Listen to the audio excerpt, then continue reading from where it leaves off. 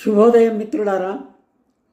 పద్య కవిత్వము రచన ఇప్పకుంట సూర్యనారాయణమూర్తి.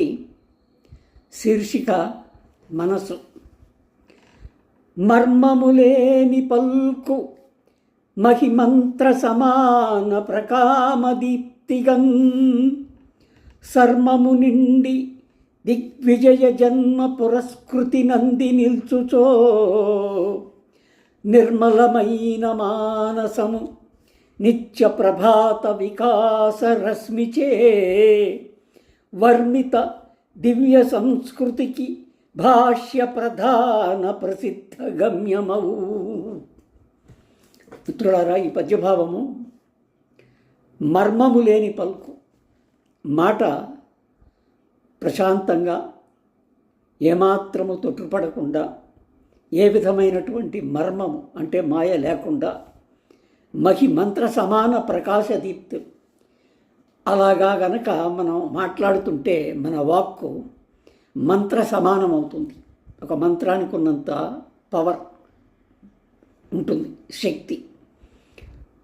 ఇలా ఉన్నప్పుడు సర్మము నిండి, సర్మము అంటే ఆకాశం, ఆకాశము నిండి దిగ్విజయ జన్మ పురస్కృతి నంది, ఈ జన్మించినందుకు ఈ జన్మకు ఒక బహుమానంగా ఇటువంటి మర్మము లేని మాట మనం మాట్లాడుతుంటే మనకు ఈ జన్మ పురస్కృతి, ఈ జన్మకు సాఫల్యం అయినటువంటి ఒక బహుమానం దక్కినట్టుగా అనుకుంటే, నిర్మలమైన మానసము, మానసము అంటే మనసు, మనసు నిర్మలంగా ప్రశాంతంగా ఒడిదుడుకులు లేకుండా, ఏ విధమైనటువంటి ఆలోచన లేకుండా మంచి బుద్ధితో ఉన్నప్పుడు నిత్య ప్రభాత వికాస రశ్మిసే, ప్రభాతం ఉదయం వేకువజాము నుంచి మంచివి ప్రభాతమైనటువంటి వికాస రశ్మి అప్పుడే వస్తుంటుంది, సూర్యుడి వెలుగు.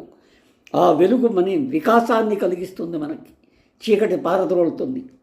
అటువంటి పరిస్థితిలో ఉన్నప్పుడు వర్మిత దివ్య సంస్కృతికి, అటువంటి నిత్య ప్రభాత వికాస రశ్మి అనేటువంటి ఆ వేకువ రశ్మికి చుట్టుకొనబడి ఉన్నటువంటి దివ్య సంస్కృతికి భాష్య ప్రధాన ప్రసిద్ధ.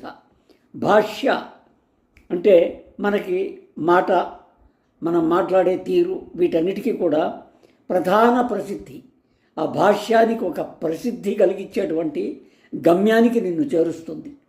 అటువంటిది ఈ మాట, ఈ వాక్కు, ఈ మనస్సు. అటువంటి మనస్సును నిర్మలంగా ఉంచుకోమని చెప్తూ మీ ఆలోచనను ఈ పద్యంలో చదివి నాకు వివరిస్తారని మీ దగ్గర సెలవు తీసుకుంటాను. నమస్తే.